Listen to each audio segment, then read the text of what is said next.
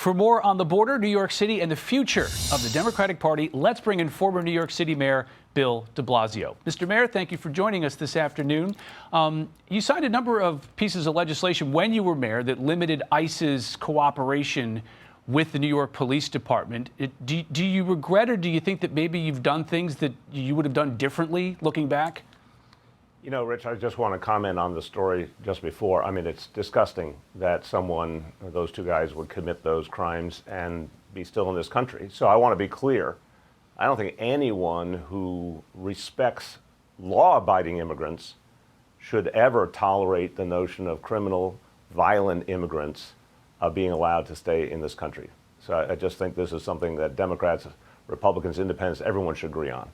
And those guys committed the kind of offenses that in New York would have you deported. I agree with what the DA said there in LA. The bottom line from our experience in New York City, we had a list of serious and violent crimes. If anyone committed those crimes, they were out of here. And I think that's the right way to do it. The vast majority of immigrants, whether they're coming in documented or undocumented, are law-abiding and they're part of our communities. And I think we got to strike that balance. We need immigration reform that says, okay, if someone's been law-abiding, they're part of our community, let's find a way to bring them into full citizenship. If someone has done a serious crime, they got to be out of here. During your time, do you think you guys hit the right balance? At the last year of the first Trump administration, ICE said that there were a couple of examples of someone accused of first-degree sexual assault, was no detainer and kept, second-degree assault with an act to manner to injure a child, that there were examples where NYPD should have worked with ICE and did not. You know, Rich, I think the law we had was the right approach because it said if you did a serious or violent crime, you're gone. And also, every law can be improved upon. If there was ever a category we needed to add, I think that's the right thing to do. But also, we got a bigger problem. Our court system is so broken. And in New York State, obviously, we had a big fight over the question of bail. And for too long, our judges did not have the discretion they needed to be able to decide if someone was, if there was a threat of dangerousness with someone.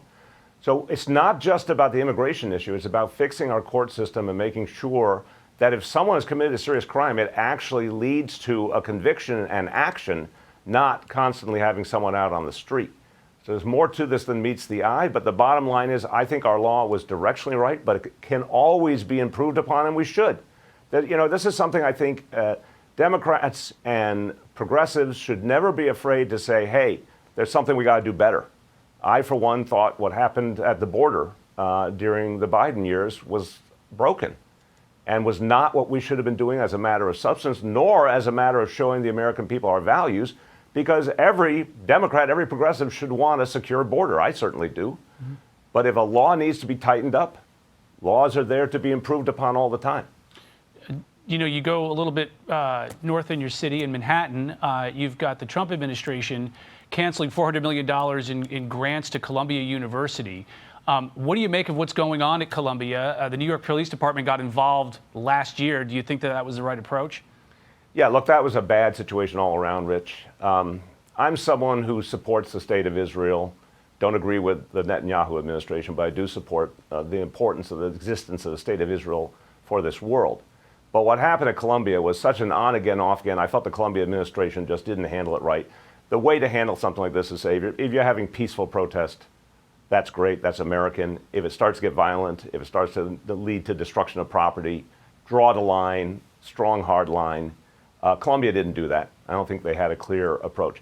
Now, that said, taking away their funding, I think all Americans should be a little bit worried about this because we believe in freedom of speech. We believe that our universities are supposed to allow all speech, all sides.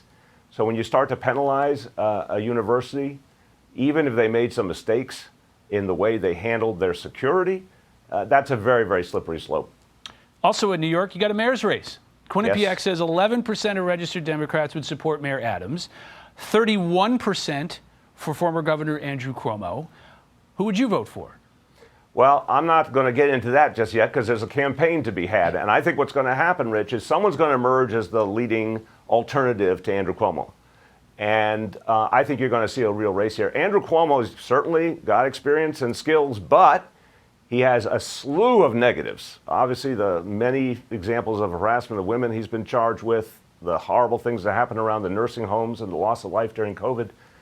These are not your typical negative problems that a candidate has. These are massive problems. I think he's going to find this is going to become a very, very competitive race. But by definition, one strong alternative has to emerge, and that'll happen, I think, over the next 3 or 4 months. And nationally for the Democratic Party, there have been accusations that the party doesn't really have much leadership. Do you think that's the case? Should there be new leadership within the Democratic Party? And would you stand up for that again? Would you throw your hat in the ring? Well, I don't want to talk about me. I want to talk about Ken Martin, who's the new head of the Democratic National Committee. And I think this is exciting because here's a guy who believes in taking our party back to the grassroots. Rich, I'm the first to say, Democratic Party was not particularly coherent in 2024. I love my party, but for Americans who said, what the hell do you guys stand for? How about in 25? In 25 also.